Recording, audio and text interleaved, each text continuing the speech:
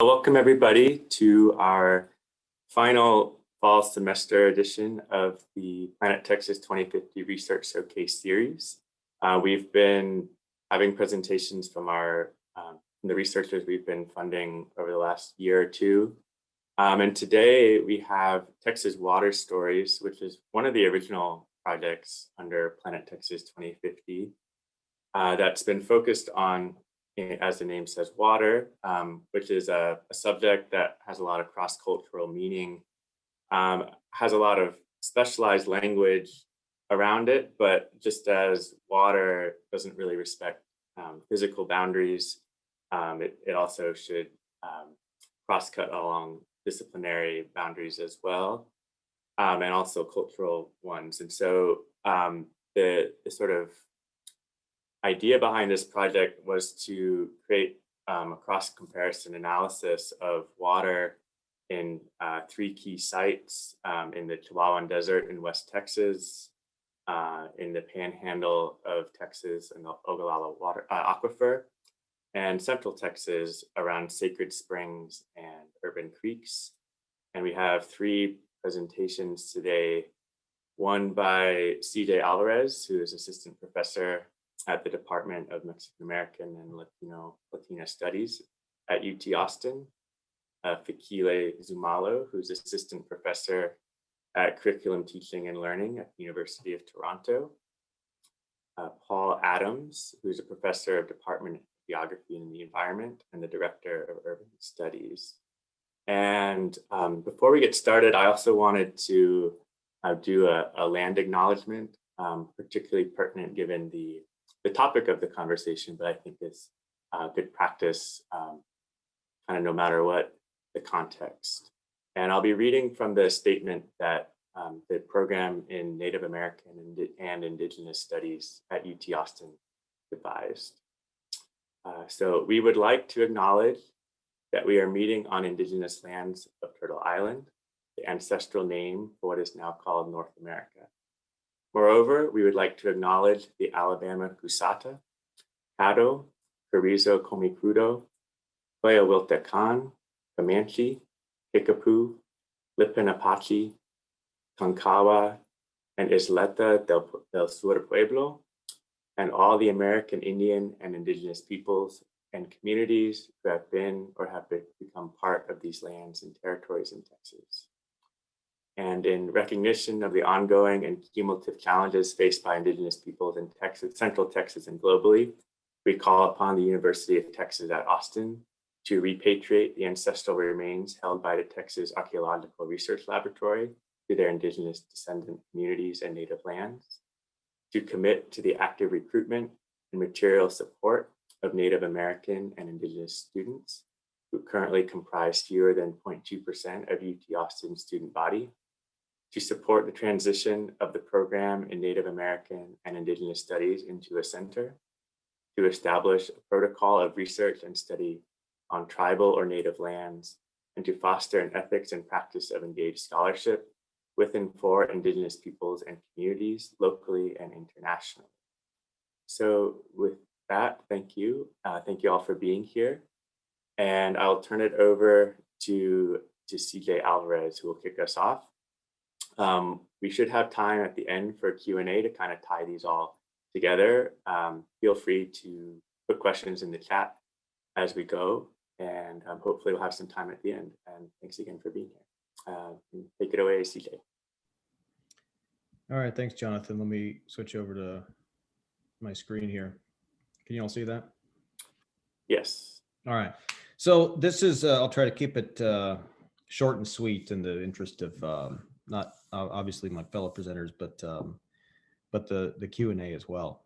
So this is I've been working on this book for a couple of years about the history of the Chihuahuan Desert. You see a map here in the frontispiece slide of more or less the boundaries of the Chihuahuan Desert. Bill Doolittle thinks that's a weird map of the Chihuahuan Desert, and we can talk about what the boundaries are if you are really interested in that. But much more importantly for today's presentation, I want to talk about a couple of premises that I'm using as a point of departure for this project.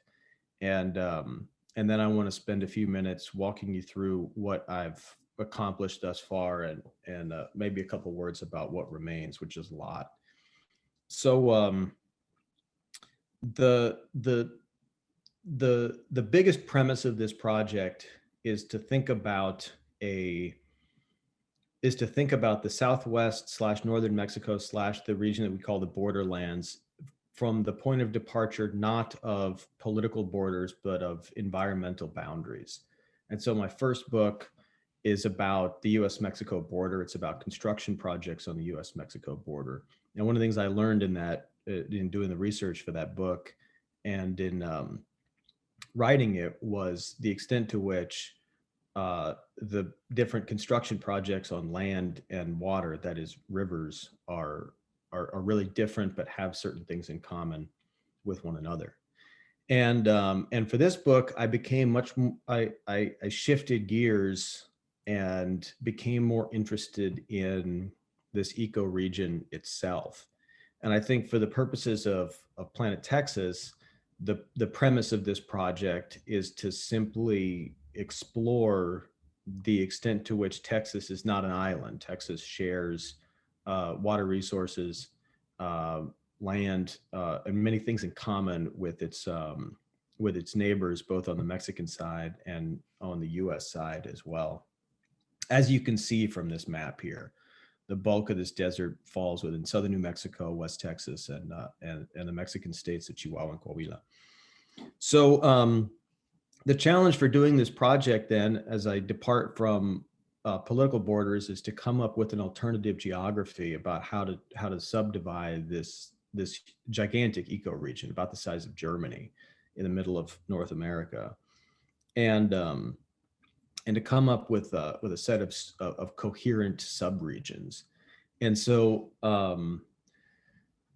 what we can get into my whole list of subregions if you want in the Q&A, but for the purposes of the talk today, I'm going to be talking about this area right here, just very briefly, between Ciudad Juarez and El Paso, Texas, where the river becomes the border, which is kind of a region unto itself. And I'll be talking mostly about this region right here, known as the Mesilla Valley, which is has many, I think, quintessential features of a desert settlement, but also has its unique aspects as well. The work that I've done so far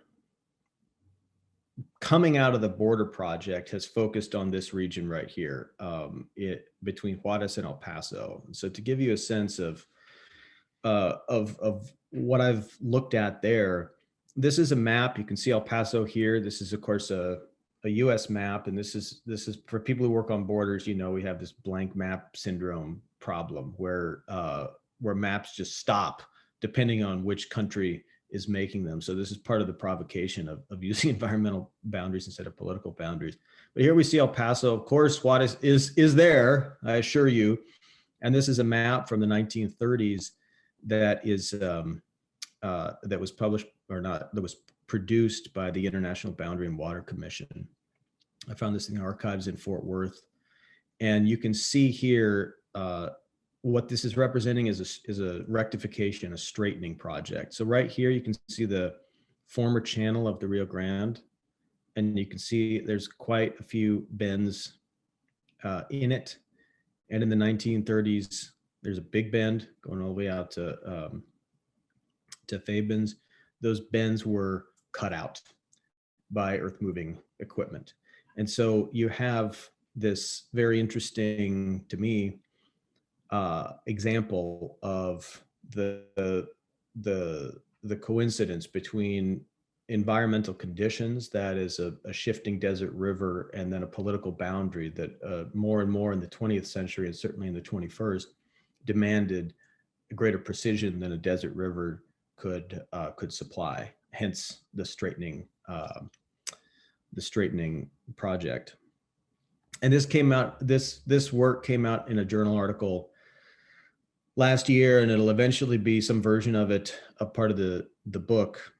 But what I really want to focus on today is the work that I did last year when I was a resident fellow in Santa Fe, New Mexico at the School for Advanced Research. And during that time, I focused most of my energy on the part of the Chihuahuan Desert that is in southern New Mexico. So here's a Texas water story that isn't in Texas.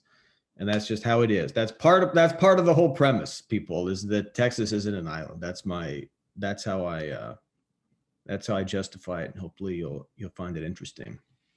These are floods in the town called Las Cruces in the Mesilla Valley. Photos of floods from 1926 and 1935. These were two of the biggest floods on record. As you can see, entire streets are inundated. Entire houses and garages were destroyed, or because most of the construction in that region was made at the time of mud brick, of adobe brick. Even if a house or a structure wasn't destroyed by these floods, they eventually would crumble because the construction materials got wet and started to melt, essentially. And so the destruction really took on this slow motion aspect to it. And this, I became really preoccupied in my research last year because it seems so counterintuitive. If the definition of a desert is about scarcity and absence of water, what are we to make of these inundations, of these very, very destructive floods that took place during these big rainstorms in the early 20th century? And so I want to walk you through a couple of aspects of that to spell out what I think is interesting about that and what I think it can tell us about settlement in the desert and desert history more generally. Oh, these are more flood pictures all the way up to 1961.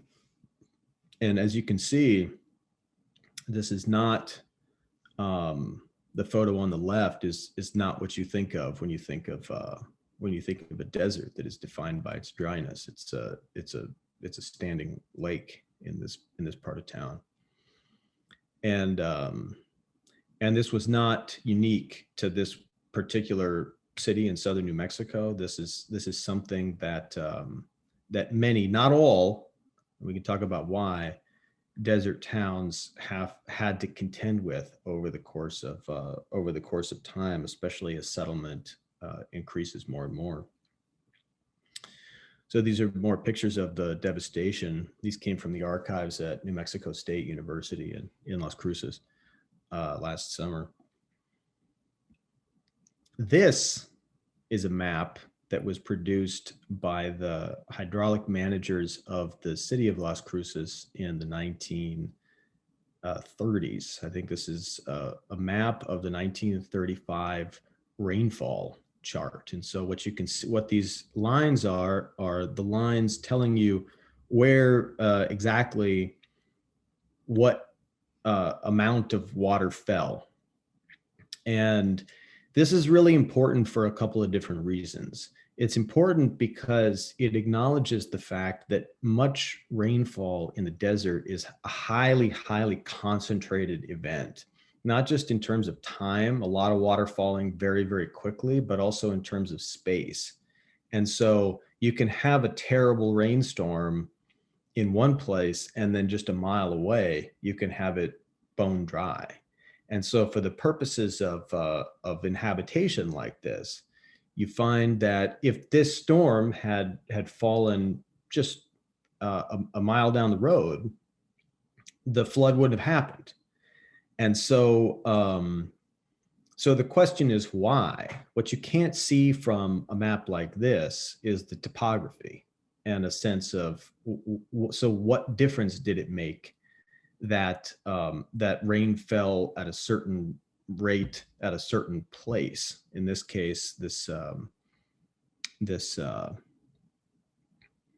epicenter here. For many years, and at full disclosure, this is my hometown. I grew up in this town, and I found it very odd when I heard people tell stories about flooding, because I I'd never experienced that in my life. And I thought flooding was something that was a plague of coastal people. And then I assumed erroneously that it must be the case that, as you can see here, the Rio Grande spilled over its banks, which it certainly did from time to time, but not to the extent that it would produce that kind of destruction.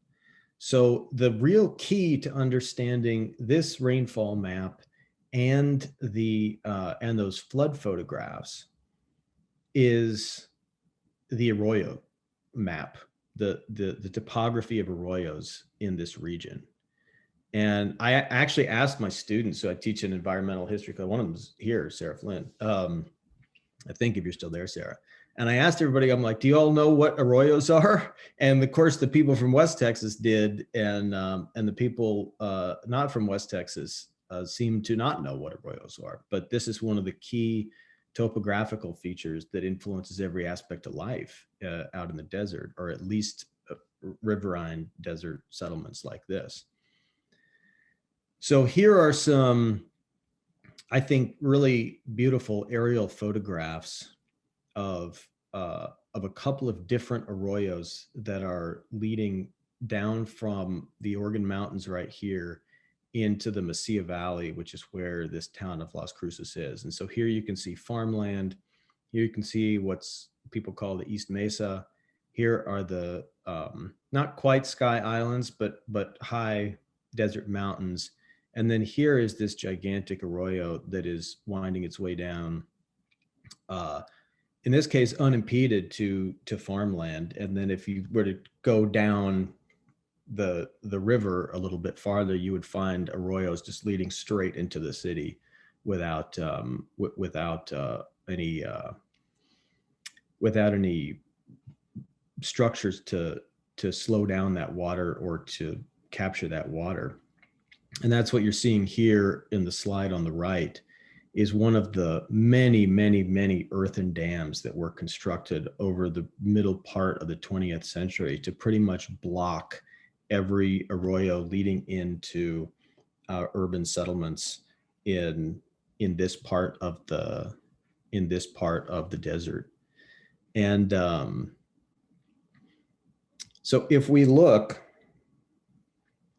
back now at a more complete map of all the water projects in the whole region. So let me orient you. Here's Las Cruces. Here's El Paso. Here's Juarez. Right here is where the river becomes the international border and starts down this way. What we find is a much more complex inventory of water projects that go far, far, far beyond just the implications of a political border. We have some of the greatest hits of environmental history is preoccupied with irrigation, and we can see that here in the green zone, and all these little lines are irrigation dishes, laterals, and drains that are siphoned off the river to on both sides of the international border down here, only obviously on the US side up here. And we also see obviously a straightened channel of the Rio Grande and a contained channel of the Rio Grande here where it becomes the border. But just as importantly, what we're also seeing is all the arroyo dams. So do you see these little kind of ephemeral lakes? You can see them all the way down through El Paso, especially El Paso, because El Paso is called El Paso, Paso del Norte, because it's a pass. It's between two mountains. And so the very existence of El Paso and Juarez is owed to flood water management infrastructure. And what is so odd about looking at a water map like this is that 99% of the time there is no water in those reservoirs. And 99% of the time, there is no water flowing through those arroyos. But when there is, it can mean, it can translate into an existential threat for desert people who are living around a river like that. So that's a fraction of what I've been working on this last year. I'll conclude very briefly by acknowledging the fact that the vast majority of space and settlement in this gigantic desert on both the US and Mexican side is not next to a river. There aren't that many, there's not that much surface water running through the Chihuahuan Desert. And so in a different part of my work, I look at the Tularosa Basin here, also in southern New Mexico. So in this satellite map, you can see just the very top of the Mesilla Valley and the agricultural region there. You can see these are the beginning of the Organ Mountains that you saw in that historic photo right there. And then, and I look at the ranchers here in the Tularosa Basin who left this massive oral history project after they were evicted for the Manhattan Project to start experimenting with nuclear weapons. We can talk about it if you want. This is a historic photo of what that basin looks like. There's very little water. And so then the story becomes about rainwater catchment, subsistence ranching, and basically its failure in that open country. And so the challenge is moving forward is to just continue to build out through the different sub-regions of the Chihuahuan Desert, the very local context, not just for water, but for the rest of just the culture of desert people in southern New Mexico, in West Texas, and then on the Mexican side, eventually.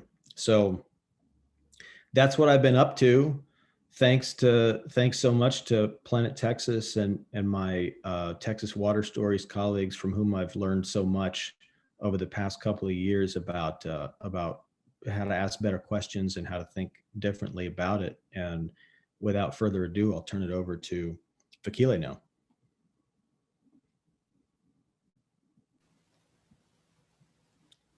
Thank you. Just gonna share my screen here.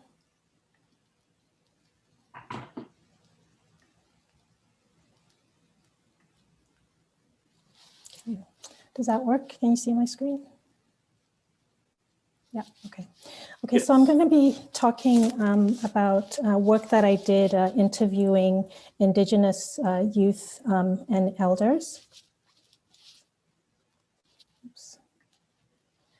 And so just a little bit about the background of that work. So the rationale was to advance knowledge on how Indigenous peoples in Central Texas make meaning of and respond to environmental challenges in relation to water, as well as to advance understandings on how Indigenous knowledges can contribute to sustainable water relations, to contribute to public discourse around issues of valuing water, and perhaps most importantly for me, because I'm in education, to contribute to shifting dominant understandings of environmental education. In terms of what I did, so this work consisted of two projects, of which I'm going to talk about the first one. I interviewed with grad students 35 Indigenous youth and elders. These were semi-structured interviews that were focused on water stories, water relations, and perspectives on environmental challenges. And then in another project, which I won't talk about here, we also collected ethnographic data at an Indigenous summer camp. So in terms of those interviews, they were conducted at the Sacred Springs Powwow, which is an event that's held annually in San Marcos, adjacent to the San Marcos Springs, which are pictured there. And the San Marcos Springs are also referred to as the Sacred Springs by Coahuiltecan people, whose creation story is centered on this place. Sorry to, go ahead, Jonathan. Yeah, Fikile, I don't mean to interrupt. It looks like we're all seeing a blank screen. We're not seeing your PowerPoint. Oh, really? Yeah. Oh, no. You could just stop share and start again, maybe. Okay, let's try that again. How about that? We're seeing the same thing. It's like blank screen that you can like draw on. So I wonder if it's, you need to click a different window maybe. That's so weird. Sometimes if you just close any other apps you've got running, that'll clear out whatever else is trying to get up there. I don't have anything else open except for the PowerPoint. That's so weird.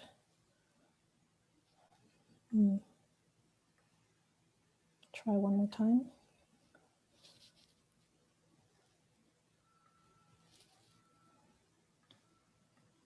Is that the Zoom whiteboard? Yeah, Because why it may is- be like when you do the sharing, sometimes it gives you an option to pick which window or do a whiteboard. Oh, I see. Okay. So maybe you need to pick the PowerPoint. Yeah, there we go. There it is. We see a map now. Is that good? Yes. Okay, sorry about that. So the people that were interviewed identified with many watery places, both within and beyond Texas. And those are just some of the places that people mentioned when we talked to them. So in addition to emergent themes, the interview data we coded for themes that were of interest to us. So my particular interest was in themes that show the need for shifts away from extractive and human-centered ways of relating to and teaching and learning about the more than human world. And this is because, as I'm sure most of you know, extractive structuring of relationships with the more than human world is deeply implicated in current anthropogenic damage and its asymmetrically distributed effects. So those three main themes that I was interested in were how interviewees talked about reciprocity, radical relationality, and refiguring presences. So in terms of reciprocity, returning to kind of the project rationale, an underlying question could be how can these ways of relating and meaning making contribute to responses to environmental challenges, for instance, education? And so reciprocity refers to the ways in which interviewees talked about obligation and responsibility in relation to water. So participants spoke of reciprocity in many ways that included exchange, taking care, responsibility, sustaining, and reciprocal relations to water, both without using the actual word reciprocity as well as actually talking in terms of reciprocity. Radical relationality refers to relating to the more than human world, including water, as agentic relations rather than in terms of hierarchical nature, culture, or human, non-human divides. And that came up in the interviews in many ways again, including relating to water as agentic, as sentient, as waters having feelings, emotions. Participants talked of water as relative, water as lively or alive. And then refiguring presences is a term that I use to talk about an anti-colonial stance that refers to resisting the erasure of Indigenous land, life, and relations, including in discourses of the environment and responding to environmental challenges. And the ways in which that came up in the interviews included participants asserting Central Texas as Yanawana lands, which is a term that means spirit of the water, which Coahuiltecan people use to refer to a specific spring, but also in general to Central Texas lands. And so several personal stories were shared about coming into relation with Central Texas waters as Yanawana. Participants also spoke about settler colonialism and its impacts. For instance, they shared stories of challenges really accessing particular water sites that were important to them for ceremony, discussed pollution of particular waters, discussed in relation to education, colonial curriculum that disappears Indigenous peoples and land relations, and as well talked about artificial borders as they relate to Texas and some of their relations beyond Texas borders.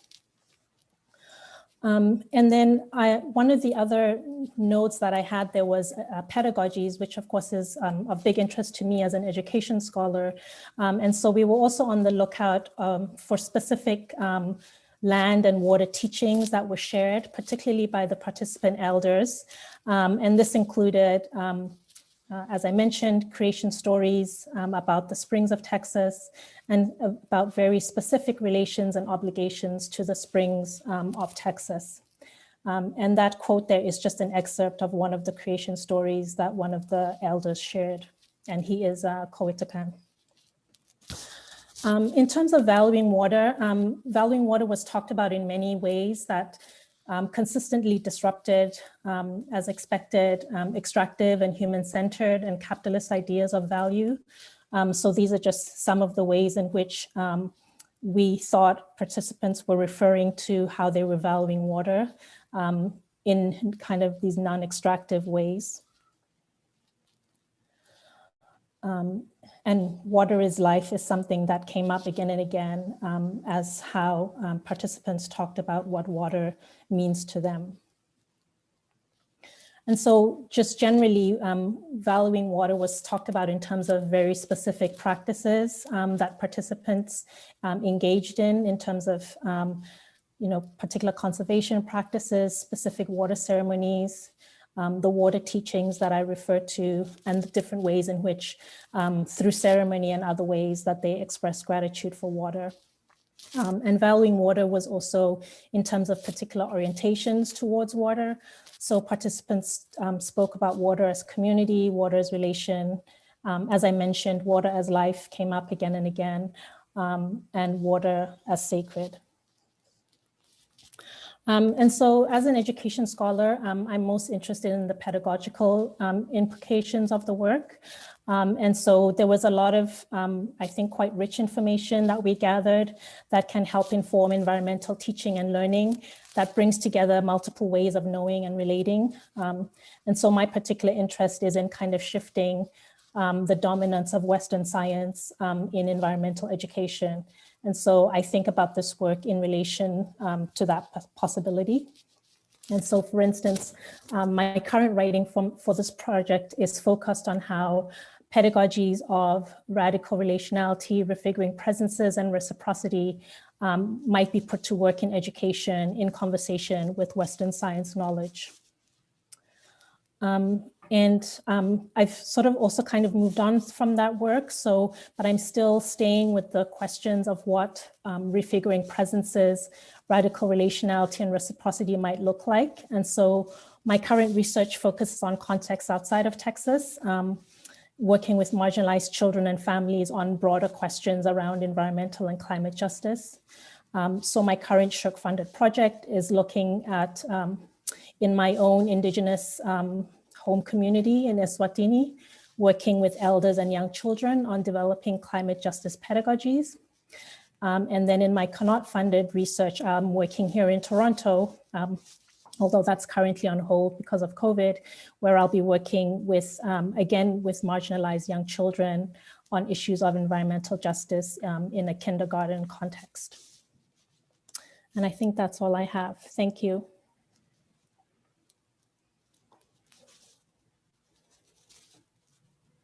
Thank you, Fikile. That was wonderful. Turn it over to Paul. Okay, oops. Let me share my screen here. Why won't it pick? Oh, I see. Share. Okay. Can people see that? Does that look good? Yes, yes, looks good. Okay, great. So my study area is in the Texas Panhandle and in West Texas. The background behind me is actually much farther north, but I thought it would be somewhat on theme. It's also short grass prairie. And I have, at this point, I've got a couple of papers, one that was that's already published and another one that I'm revising with an invitation. So the first is in the Annals of the Association of American Geographers and the other one is in Environmental Communication. And the first that's already published has to do with language and groundwater. So it's very much you know, in line with our idea of water stories. The other one, it's about perceptions of climate change, or how you would talk about something that scientists might call climate change if you don't want to talk about climate. And I'll talk a little bit about both projects. The data was collected at the same time, and the methodologies and theories that I used on these two topics were very similar. So first off, the main issues are in the hexagons that I dealt with: human impacts on local and global environments, environmental perception, and then representations of environmental conditions and processes. And I've separated out perception from representations. That probably makes a lot of sense to a lot of people in different disciplines. In geography, those two things tend to get conflated very quickly. So people will infer from representations that they're hearing about perceptions. And I think we don't tend to systematize the relationship between perceptions and representations enough in my discipline. So that's something that I was trying to do with this project. And then also thinking about the context that people represent and conceive of the environment, involving resources, political context, and the environmental change, I suppose I could say, if it also involves changes in the water table. So the key questions I was dealing with were what local practices, institutions, and ways of communicating, excuse me, I've got to squish myself down here, exist that could support mitigation of environmental problems, including climate change and groundwater depletion in the Texas Panhandle and West Texas. More generally, how can the goal of conservation be articulated in places where people self-identify as deeply conservative, as that political position is understood in the USA in 2020. So what does it mean to be conservative? That varies from place to place and time to time. And why is it that in the 21st century, being conservative means staking a position opposed to conservation?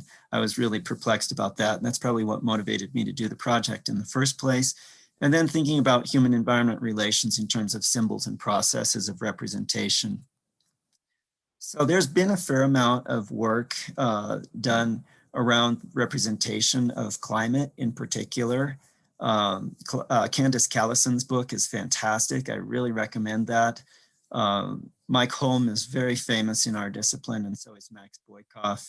And Per Espen Stoknes is looking at it more psychologically. So these are all coming at the climate change side of what I studied. And then there's 14 years of a very interesting journal called Environmental Communication. I've published in it before, and one of my articles is hopefully going to be coming out in this journal. So to move on to the theory behind my project, normally we expect people to appreciate the scientific concept of climate, which boils down data from many different locations. Hang on. Sorry, I'm having issues with my screen. Okay, it boils down data from many different places over many, many years to find a statistical trend. And then that statistical trend, which we call climate, is used to understand what's happening in particular places. So there's a inductive logic linked to a deductive logic, which makes perfect sense to scientists. The idea that you can link local to global and small to large, and that things you infer about the global from the local can then be applied to the local. And it all makes so much sense to us. And without rejecting this sort of what I call a scalar logic, that's the adjective form of scale, right? So it's a logic based on scale that we take for granted. And without rejecting that scalar logic, it's possible to ask why we would expect people to buy it. And so ordinary people aren't scientists, and they often prioritize local, firsthand, concrete ways of knowing things over distant, secondhand, abstract ways of knowing. So rather than hope to change this place-based worldview, it may be possible for us to work with it better. And so the theoretical foundation of what I did to build off of this idea is environmental semiotics, the study of how people make sense of the environment. I was drawing on the work of Paul Kockelman, who has a wonderful profile picture online that I grabbed and stole. The assumption here is that our processes of acting on the environment are shaped by how we make sense of our experiences. And then a whole bunch of questions grow out of this, which I don't need to go into. You can read them quick if you want, but I want to move on to the study site. Well, back up a moment here. This is a lot of what you see in the study site. You see cattle, you see cotton. And then if you fly over, this is what you see: center pivot irrigation. You see caprock formations. These are canyons. They're quite striking if you visit. Cattle, oil and gas development, and wind. So the study site is the northern part of Texas, which is not called North Texas. It's called Panhandle or West Texas, depending on where you are in it. The site is defined by the Ogallala aquifer, which is underneath. Generally on the top, it's flat and semi-arid, politically conservative, and suspicious of environmentalism. But interestingly, because of the Dust Bowl, people are familiar with conservation. Here's what it looks like on the ground: west side, east side, same old, a very flat environment if you're on the ground, but there are occasional things that you can see to distract your attention. And above all, the center pivot irrigation systems. There's the Ogallala, of course, extends beyond Texas into New Mexico, Oklahoma, Kansas, and Nebraska. Yields about 30% of the groundwater used for irrigation in the US. So it's very important to our irrigation. And I think the reason that it's important in Texas is that we've depleted it in Texas more than anywhere else. So declines of more than 150 feet, you can see marked there in bright red, and more than 50 feet is the red and the orange. So it's a quite significant portion of my study site that's seen major depletion of groundwater. And it's something that won't replenish within our lifetimes. So my methodology was in-depth interviews with 34 stakeholders and interviews with managers of water conservation districts. And so those are marked, the counties are marked that I went to. All right, moving on to the data. Unfortunately, I can't really talk too much about the data analysis, but I'll give it just a quick sample of some of the data. First off, my interviews led me to some terms that then led me back to get some more secondary data in the form of the water code. So the state water code is a fascinating document. Chapter 36 lays out how we will manage water, groundwater in Texas. And there are 70 separate references to water involving words related to production or produce, including phrases like production from water wells, water produced, a well produces the majority of its water, blah, blah, blah. In striking contrast to this, the term consumption only occurs once in the 39,000 word document. So a very conscious effort was made not to talk about consuming water. Water is not being consumed, it's being produced by wells, despite the fact that this is a finite aquifer for our purposes. And once all the water has been produced, there won't be any more.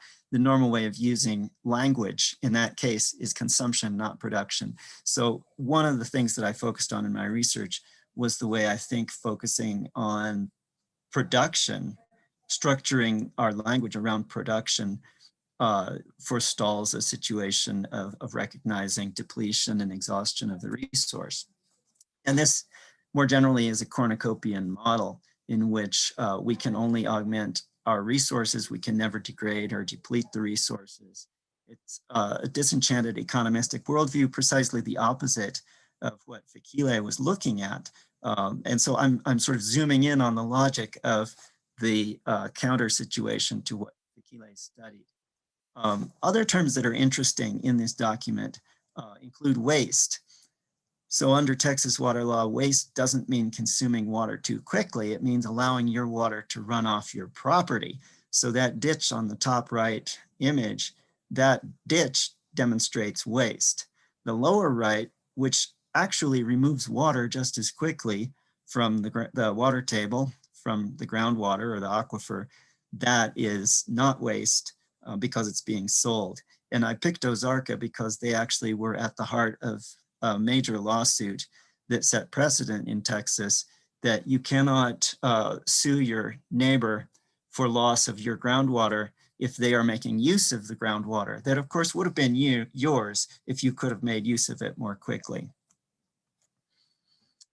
So moving on to some of my primary data, I talked with conservation district managers.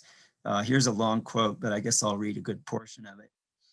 One of those managers says, "A lot of people think water districts are out preventing you from getting to your private property rights. That's such a misconception because we're actually protecting you from the people who are producing next to you. By our spacing regulations, your neighbor's wells aren't interfering with what's going on under your land. And so if you choose not to irrigate your property for so many years, of course, with gravity and the way the aquifer flows, there's some loss of water. With the rule of capture in Texas, but for the most part, the way we're spacing out wells so that cone of depression doesn't go underneath your property, you're protected from that loss." And so I filled in a little bit because I knew the context and I understood what this person was telling me.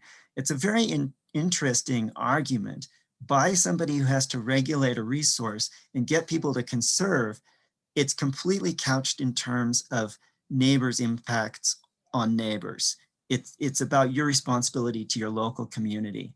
And so it isn't as if you can't talk about conservation in this part of Texas. You just have to put it in very local terms.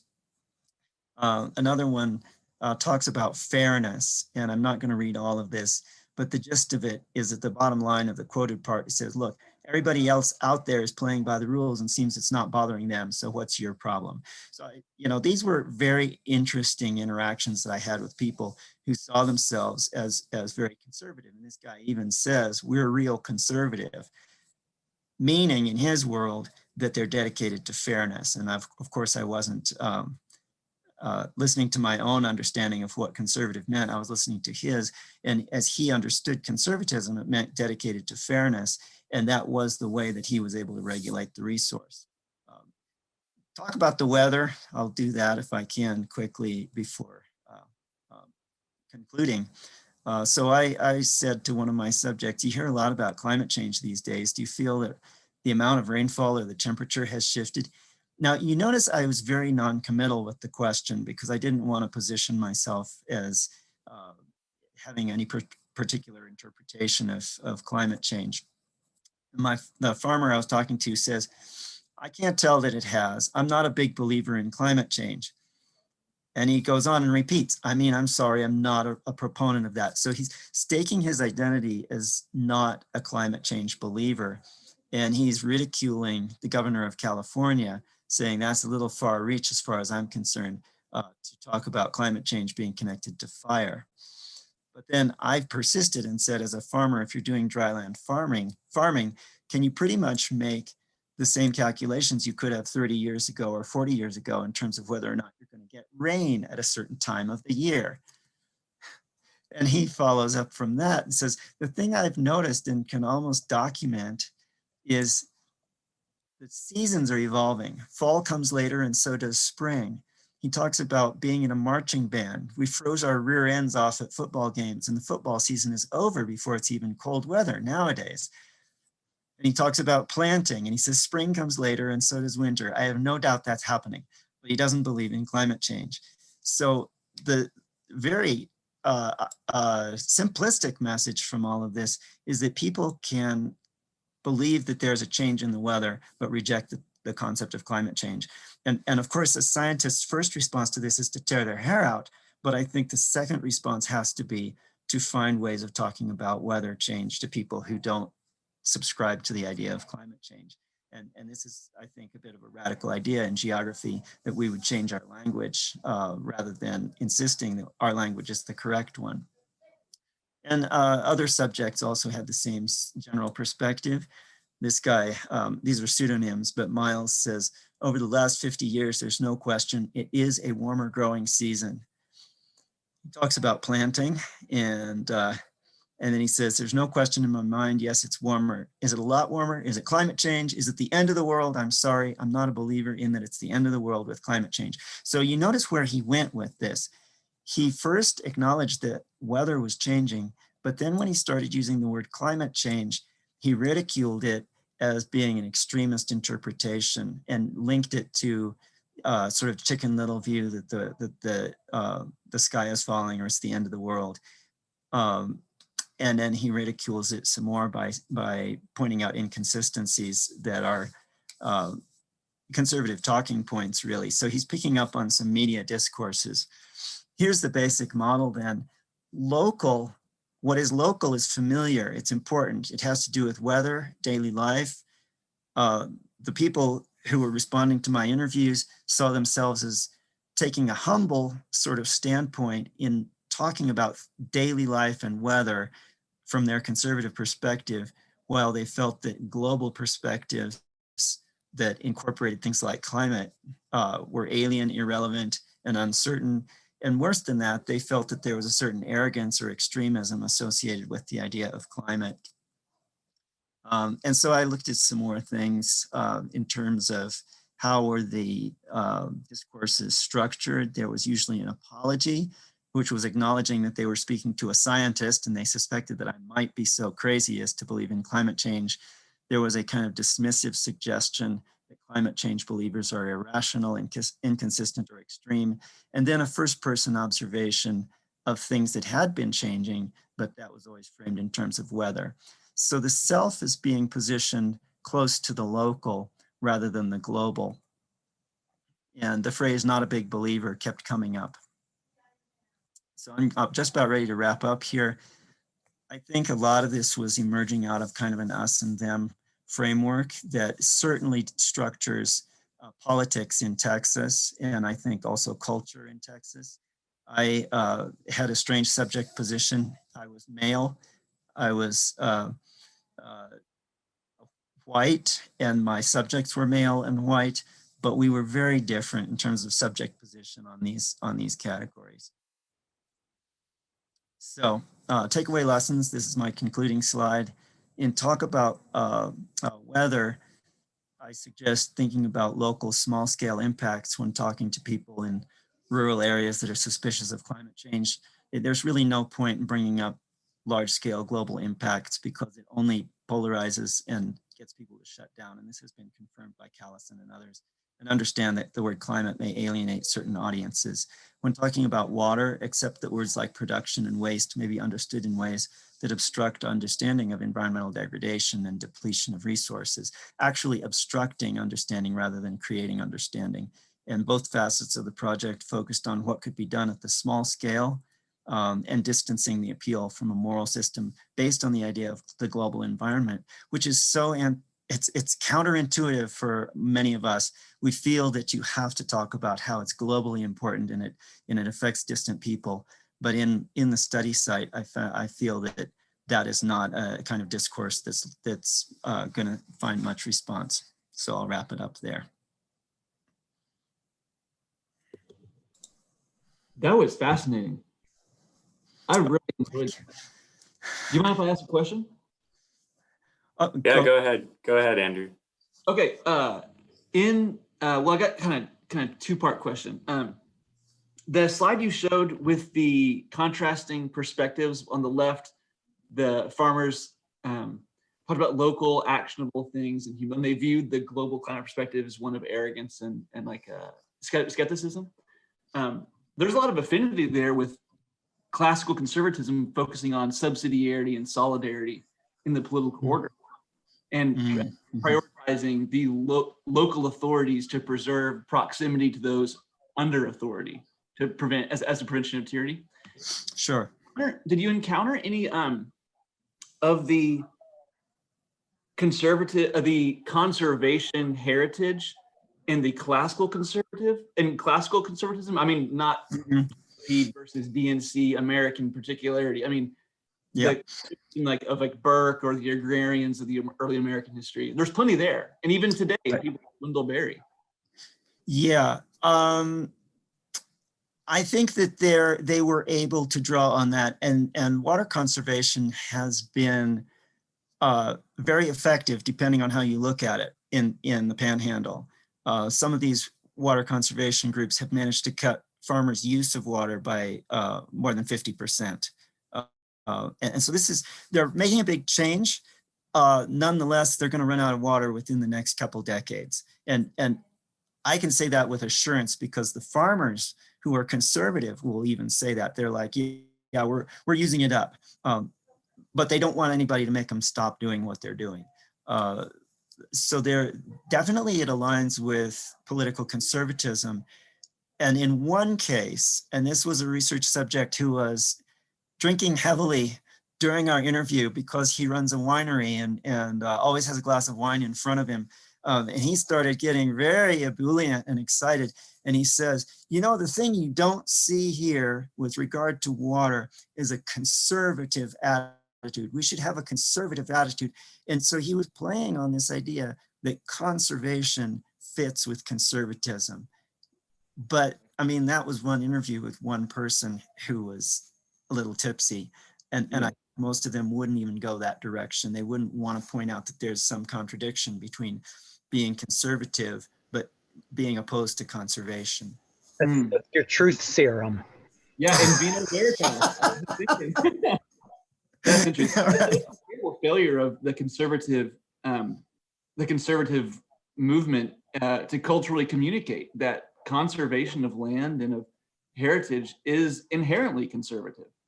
That's a real sad victim of the polarization in our political climate, I'm afraid, that is on that culture too much. Thank you for this awesome presentation, and I got to sign off. That was excellent, sir.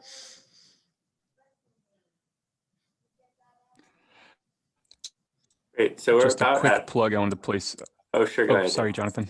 I just added, people may have noticed the chat, a couple of upcoming events for PT Planet Texas 2050 that I just wanted to point out and invite folks to.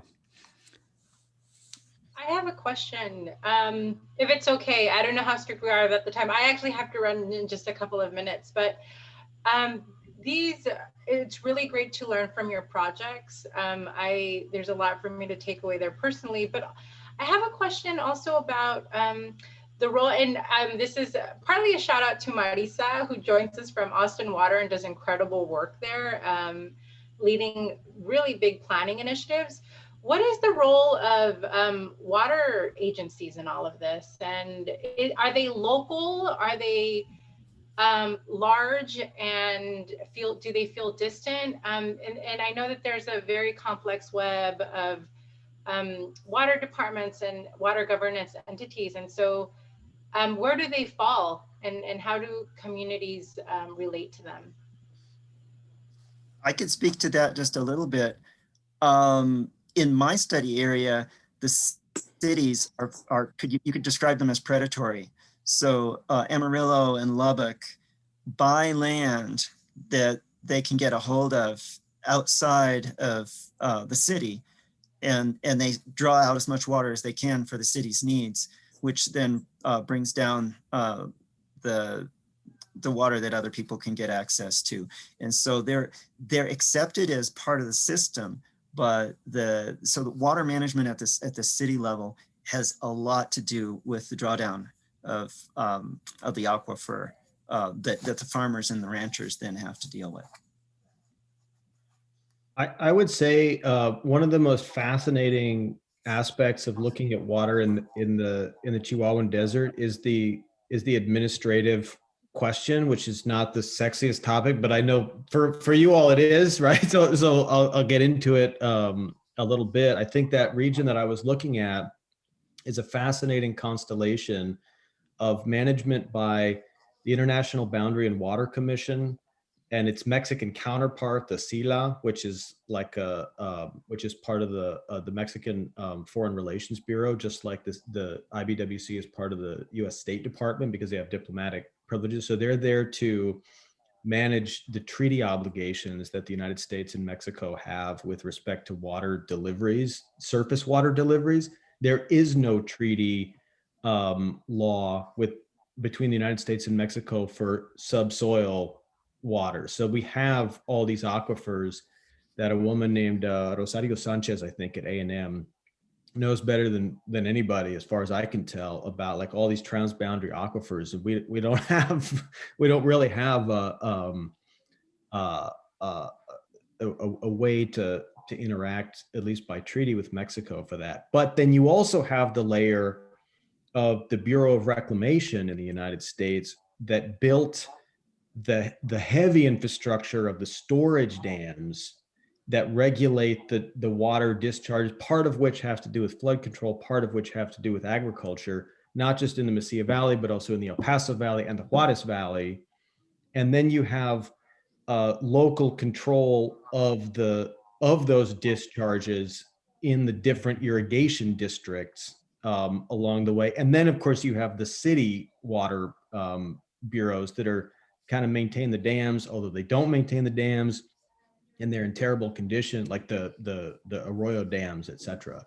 And so it is astonishingly complex. And I think it's a really useful way of understanding the practical dimensions of U.S.-Mexico relations, but also New Mexico-Texas relations, and so on and so forth. I just wanted to say hi because Miriam, called me out there. I'm Marisa Flores Gonzalez. I work for Austin Water. I'm the Water Resources Program Manager, and I lead the development and implementation of Water Forward. It's our 100-year integrated water resource plan. In hearing Gal's presentations, I was like, oh man, I want so many other people to listen to this. I could think about really good kind of information sharing that could happen between y'all and our department, but then between y'all and other folks at other cities in El Paso and Houston and San Antonio, and some researchers that we know from the Valley. There's y'all have UTE runs the Texas Water Research Network, but there's kind of often a separation between the academic world and folks that are, in municipalities or in state and local government, or, in any of these river authorities, groundwater conservation districts, et cetera. But it would be really nice for them to hear some of your presentations. For example, there's a water Texas AWWA seminar coming up, and I could think of a bunch of engineers and water planners who would be really interested to hear your research. So I'd like to follow up with y'all about some other opportunities for presentations and information sharing. Sure. If I could be of any use, I'd be happy to be. Awesome. Yeah. Thank you. There may be a couple of other Planet Texas 2050 projects that are really relevant as well. So one thing I'll share is that I'm very hesitant to talk to people in Central Texas because the Ogallala is such a distinctive aquifer that I kept learning again and again that what I was learning about working with the Ogallala was not going to necessarily apply in Central Texas, but it's still interesting to build these connections.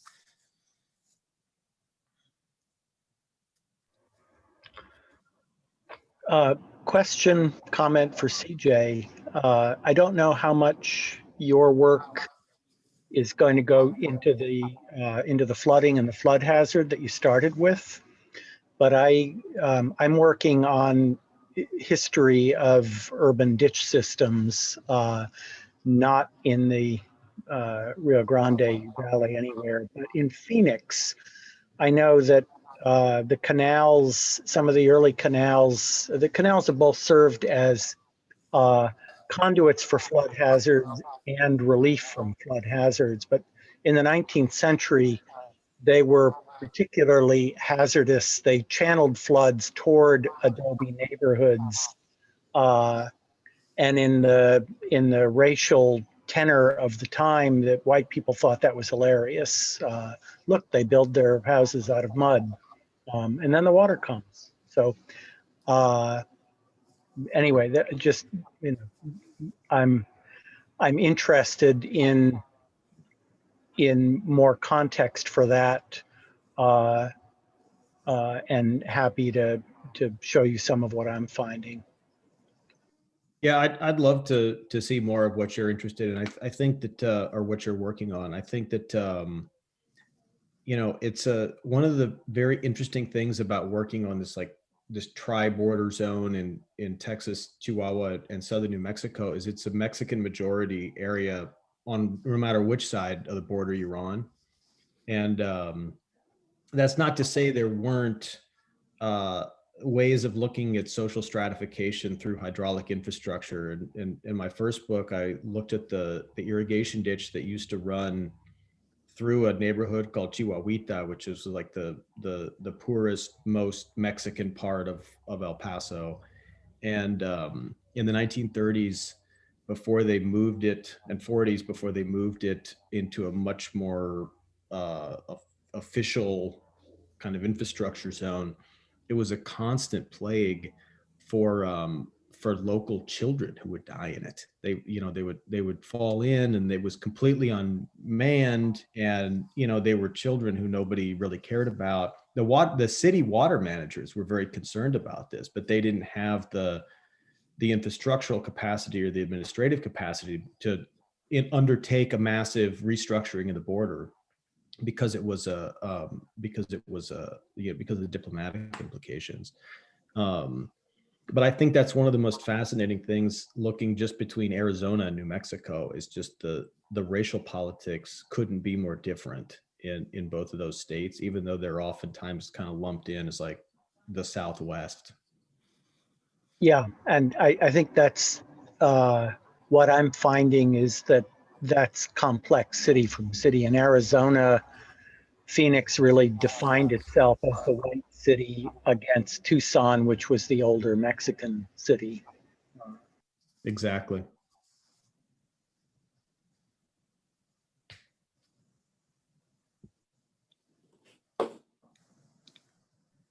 Can I ask a question to Paul? Oh, sure. Absolutely. Yeah, we have about 10 minutes until we get kicked out of the Zoom. But yeah.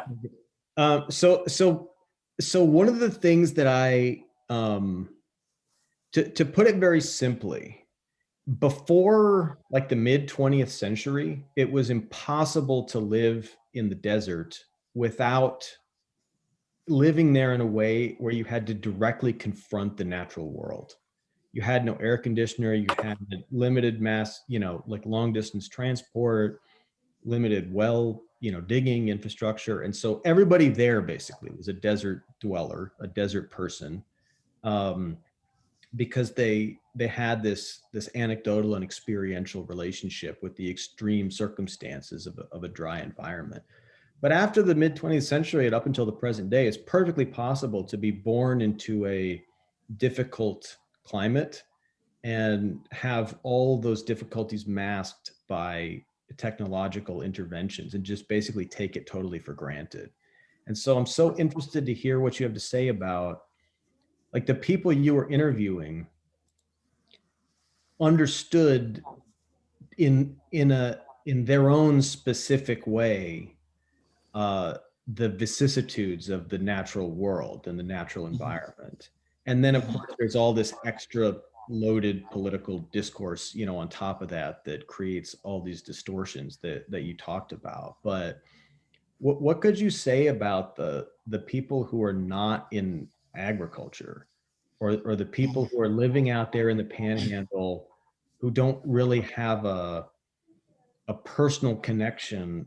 Does that make the solutions that you're proposing about kind of localizing things, does that make it easier, harder, irrelevant? What do you do about people who are indoor people, as it were?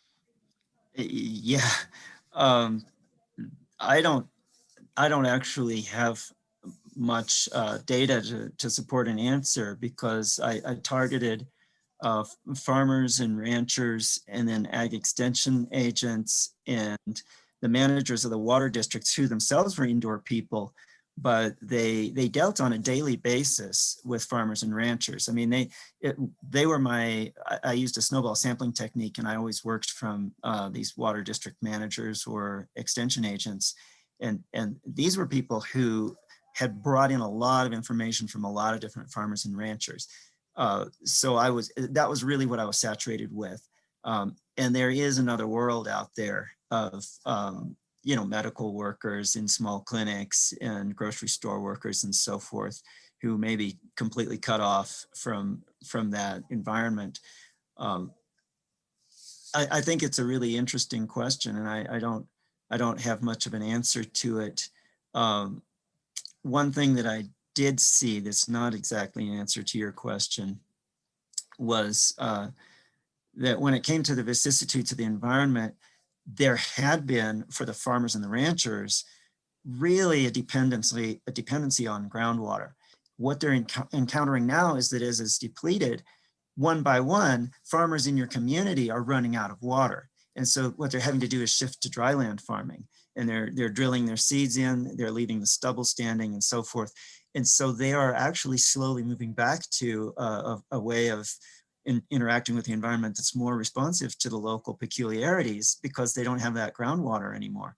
And so this is part of this, I think, in long term, if I have the stamina, looking at the same environment in 10 or 20 years, there's already going to be a lot more dryland farming and shifting away from the irrigation.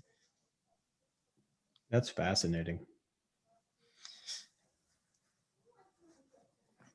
But, the other thing, my reviewers for the articles wanted to push me towards looking more critically at popular media and national level discourses. And I had even moved in that direction because there was an interview with Donald Trump that, I don't know if it echoed these discourses or if it was guiding the discourses. I wasn't sure what the direction was, but I pulled away from it because I just didn't have that much data on the national level discourses. It is interesting because you talked about how your work is so specific to the Ogallala, but the kind of themes that you were bringing up are fairly common across Texas. When you're speaking with folks of a conservative bent in water management, it is all very relational, and folks can have very different political leanings and be working towards the same ends in terms of water conservation or water efficiency. Mm-hmm. But yeah, the language is different. Right. Yeah. Well, I mean, I critique the idea of production, but a producing well may make a lot more sense if you're on an aquifer that's replenishing, where, they're just not replenishing. So I think depletion, it would have made more sense for them to think of it that way, but they're sort of, they have to work with the state regulations and then interpret it locally as best they can. And there are big differences between water districts up there. And I thought that the one county districts up there were working better than the multi-county districts, although I think it's the North Plains, was very, very effective for whatever reason. And, consumption has a very specific meaning in water management. The consumption is at the point where it is consumed. So production is at the point where it is produced, or, whether from coming out of the ground, yes, or Right. or being diverted from a surface water body. Consumption is the point at which it is consumed by the consumer. Right. You don't necessarily regulate consumption quite as much, because that is kind of at the point where somebody is making use of it. Right. So that's the tension between water management language and sort of real world language, where, if we're talking about consumption of a resource, it would be focused on the supply overall and how that's being drawn down. But you're entirely right. When you talk about water, it's different. I mean, that was what I had to contend with when I published the first article, is the people reviewing it were involved with water, and they were saying, that's how we talk about this. Yes, but look at how you talk about it and what are the implications about talking about it that way.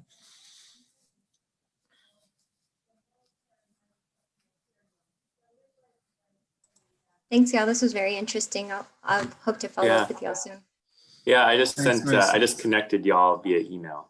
Oh, cool. Yeah. Oh, so thank you for that. Thank you.